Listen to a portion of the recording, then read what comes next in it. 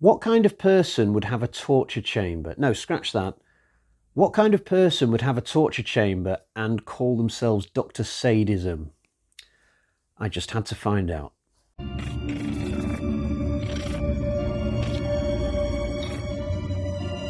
So before we get into it, a very quick disclaimer that there will be spoilers today. This is a very old movie. I think we should address the title before anything else. It's some title, that, isn't it? The Torture Chamber of Dr. Sadism. That is what pulled me in to watch this. I'm ashamed to say I was cycling through a lot of movies online and I came across this one and it just really jumped out at me, and I just felt compelled to watch it somehow. I'm not even really into like torture porn films or anything like that, but the title of this film did its job, I guess. So, credit to whoever came up with it, but it is a false title. Let me just say that. Yes, there's a torture chamber in this, but there's no Dr. Sadism. There is somebody called Count Regular who is behind all the torture and the devices and things, but at no point is he referred to as Dr. Sadism. That is not his nickname in this film, as far as I'm aware. So the title has just been made up for dramatic effect. The title should have been The Torture Chamber of Count Regular. It's like if Halloween was called The Halloween Night of Mr. Slash. But then you watch it and you realise that actually it's just some random guy called Michael Myers in overalls, and there's no actual Mr. Slash. That is exactly what we've got here with this Dr. Sadism title, but hey-ho. You know what, though? When I looked into this film on Wiki just before I pressed play, I did see some things about it that did think, yes, actually, this could be a cool film, regardless of what the title is. Firstly, Christopher Lee is in it. He was very prolific, Christopher Lee. I am surprised, though, that he was in this film playing the role that he did, because he's the one who is Count Regular, or Regular. I'm just going to call him Regular. It sounds cooler. But as far as I always understood it, Christopher Lee did push back a little bit against constantly playing Count Dracula, because he just didn't want to do the same thing all the time. And yet here he is in a little side project away from Hammer, playing Count Regular, who bears more than a passing similarity to Dracula. Okay, it's not a vampire, what we've got here, but it's still a count living in a castle. He is the main villain. Yeah, very similar in a lot of ways. So go figure. But certainly the fact that Lee is in this film made it better for me. We've also got an actress in this called Karin. She played Helga Brandt in You Only Live Twice. Yeah, she was a Bond girl, and I've never seen her in anything else before, apart from You Only Live Twice. It's not one of my favourite Bond films, that. It is a classic Bond film. It's just not one of my personal favourites, but certainly one of the best things about it for me is Helga Brandt, this stunningly gorgeous, red-headed villainess, and it's cool that I got to see Karin in at least one other movie with this, albeit she's ditched the red hair for this one. I presume that she's gone back to her more natural black, but still, good cast. Director, I've not heard of him, Harald Reinl, I think. I had a quick look at his filmography, very prolific career, did lots and lots of things, mostly low-budget films that probably most people wouldn't have heard of. Some of them, you can't even click into them, they're not on Wiki. Probably the most notable thing about this director, actually, is the manner in which he died. So he lived to an old age. He went to this retirement home in Tenerife and then was stabbed to death. That is how he died, in a retirement home by knife. And it was his wife who did the killing. But hey-oh, let's not linger on that when we have other things like torture chambers we can talk about.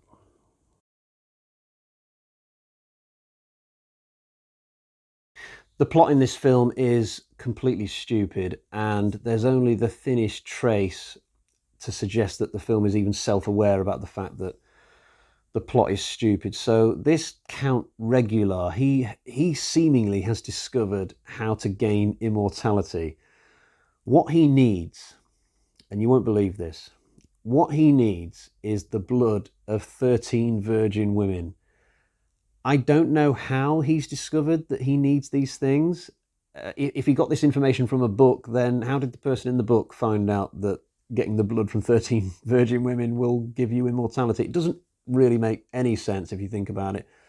Plus, as far as I was aware, there's only like 4 blood types, so what good does having 13 different blood sets, what good is that going to do you? And why do these women have to be virgins specifically? It's a mess, honestly.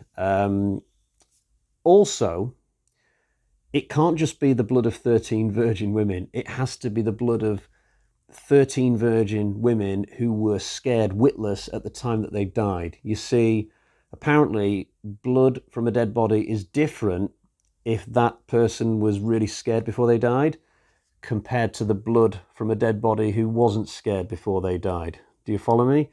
So, to make sure that these women are properly scared at the time that they die, Count Regular straps them all into these like torture devices and tortures them until they are really scared, and then he kills them, and then he knows that the blood is going to be right for his purposes. He's got like a table full of like beakers and things. It's like Frankenstein's lab from The Curse of Frankenstein or something like that.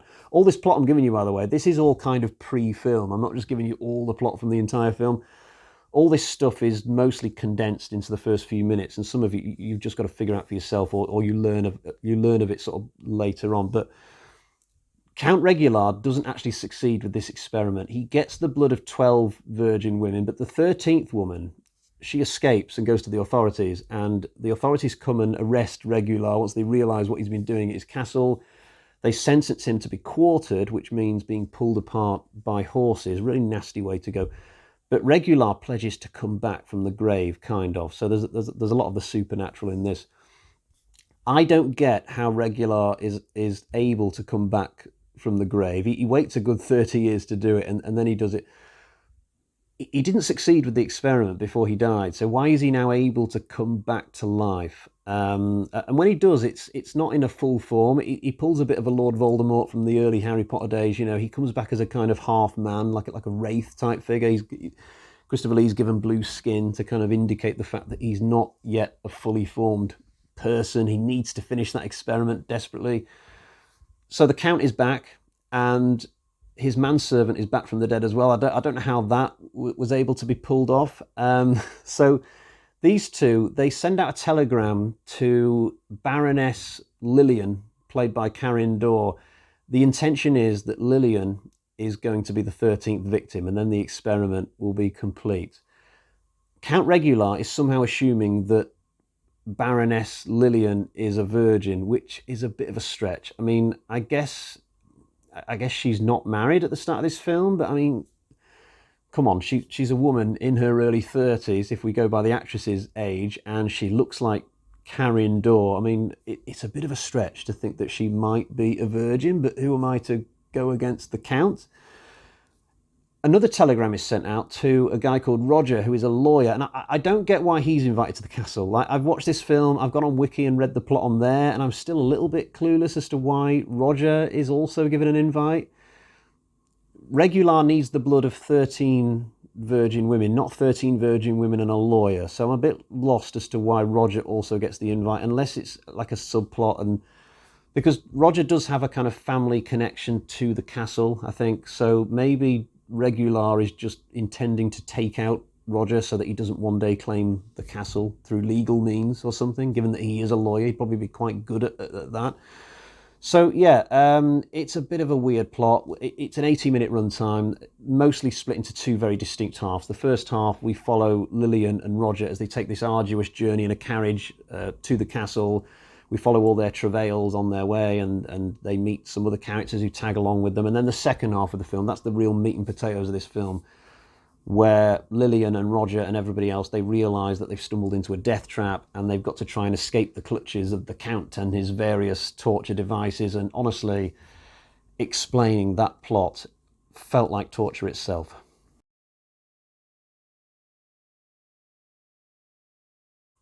The whole journey to the castle segment is a little bit clunky on the whole. I normally like a good slow journey to get to the horror in any film, but there are some awkward moments on this particular journey involving the horse and carriage that the characters are travelling in. So there's this one moment where they arrive at an abandoned house where the roof has caved in, and then they set off again, but then 5 minutes later they double back and go to the exact same location because of reasons, but those reasons are just not good enough, to be honest, to justify going to that same dull location twice in the space of about 5 or 10 minutes. There's another weird moment where Lillian and her handmaiden, I think Babette is her name, they get robbed and manhandled by these highwaymen in black. They're sort of like budget ringwraiths from Lord of the Rings, but it's just a weird way of getting Lillian into the same carriage as Roger. I think it would have been better if they'd have known each other before this film somehow, and they just set off from the initial town together, so we don't have to have this awkward robbery. There are some cool moments on the journey, though. Nice shots and setups. There's a whole sequence where the carriage is going through some woods, and we see like mannequins, or is it dead bodies in the trees? The screen goes slightly blurry, so we can't really tell.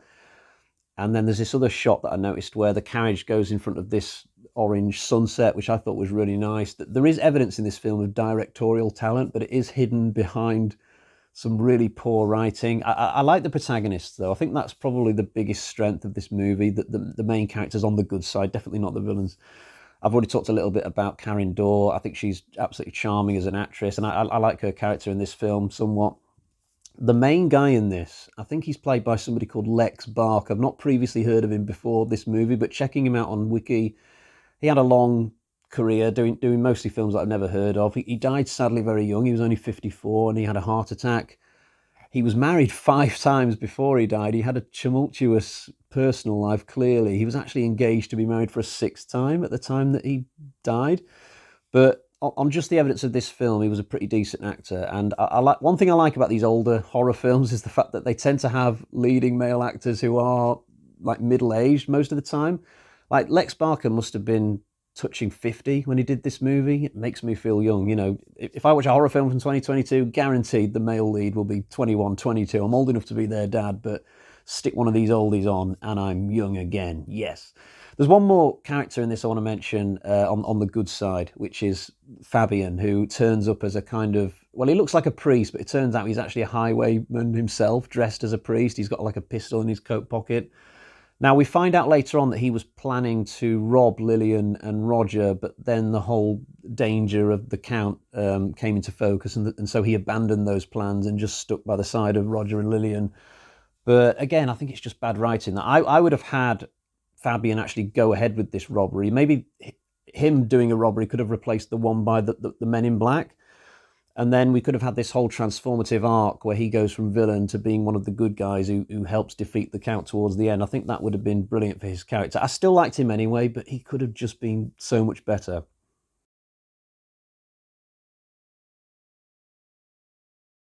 If you want a quick summary of my thoughts on the second half of the movie, then I'll provide one, but I'll try and keep it brief because, to be honest, I'm not a massive fan of the second half of this film either. I think the first disappointment is the fact that there's no actual castle. I spent most of this film looking forward to seeing Count Regular's castle. What would it look like? Would it be all big and impressive? And no, there isn't actually a castle anymore. It's either in ruins or it's just gone. So the characters arrive at a graveyard and they go into this hole in the ground and it leads them straight to Regular's torture complex that is beneath where the castle's meant to be, but the bit above ground is just gone. It's not there anymore.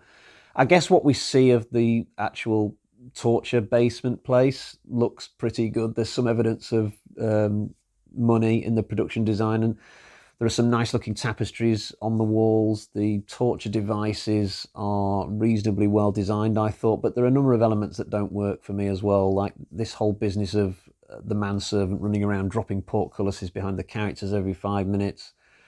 Christopher Lee's monologues when he wakes up are just dull, to be honest, and we get this thing where the main guy, Roger, he starts holding up a cross to defeat Regular in the end, and I'm thinking to myself, no, it's not a vampire movie. It's not been set up as that at any point, and now suddenly we're doing the whole holding the cross up thing to kill the Count. It's just really lazy and completely uninspiring. So, yeah, the whole second half of this is really pedestrian. So is the first half. There's no outstanding part of this movie. There's a few things here and there that I kind of liked. I did like the overall time period and setting, and definitely the main strength of this is the main trio of protagonists, but pretty average movie on the whole. So let's get to the bag of terror and find out what sort of score I'm going to give it. I don't own a copy of this film, by the way. I watched it on streaming.